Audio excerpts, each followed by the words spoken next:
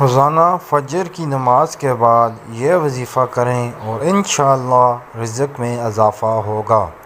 برکت وہ چیز ہے جس کی ضرورت ہوا اور پانی کی طرح ہر آدمی کو ہے، اس لیے دنیا میں موجود ہر چیز اسباب راحت تو مہیا کر سکتی ہے مگر راحت نہیں۔ دنیاوی ترقی سے خوشی کے اسباب تو جمع کیے جا سکتے ہیں مگر وہ اسباب خوشی عطا کرنے سے قاصر ہیں۔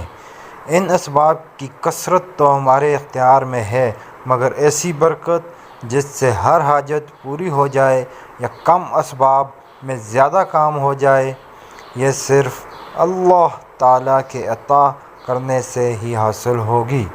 قرآن و حدیث سے 10 ایسے اعمال پیش کیے جاتے ہیں جن کو اختیار کرنے سے انشاءاللہ ضرور برکت عطا ہوگی۔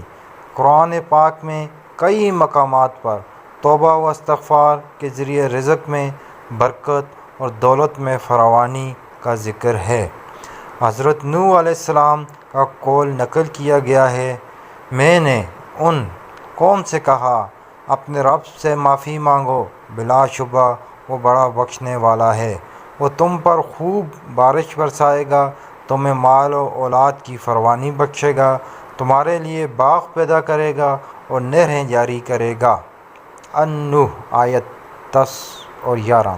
حضرت عبداللہ بن عباس رضی اللہ تعالی عنہما سے روایت ہے، رسول اللہ صلی اللہ علیہ وسلم نے فرمایا، جو شخص بکثرت استغفار کرتا ہے اللہ تعالیٰ اسے ہر غم سے چھٹکارا اور ہر تنگی سے کشادگی عنایت فرماتے ہیں اور اسے ایسی راہوں سے رزق عطا فرماتے ہیں جس کا اس کے وہم و گمان میں گزر تک نہیں ہوتا۔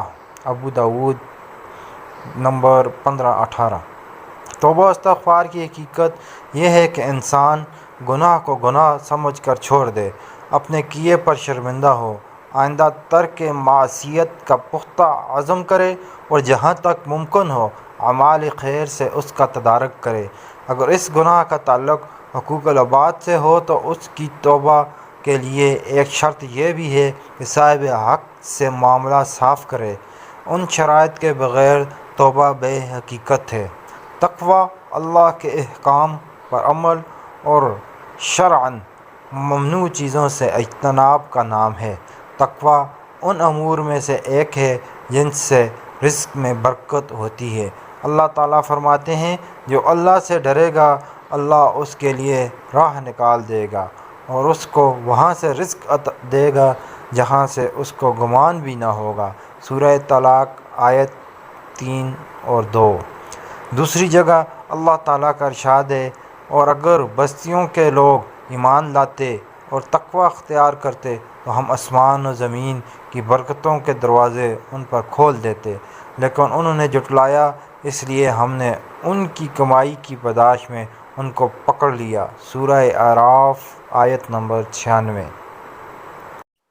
فجر کی نماز کے وقت اس کے بعد آپ یہ وظیفہ 100 بار کریں، یا اللہ یا معطی، یا اللہ یا مانع، یا اللہ یا حافظ، یا اللہ یا رافع۔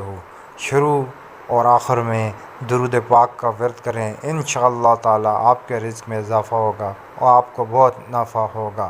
اللہ تعالیٰ واللہ خیر الرازقین۔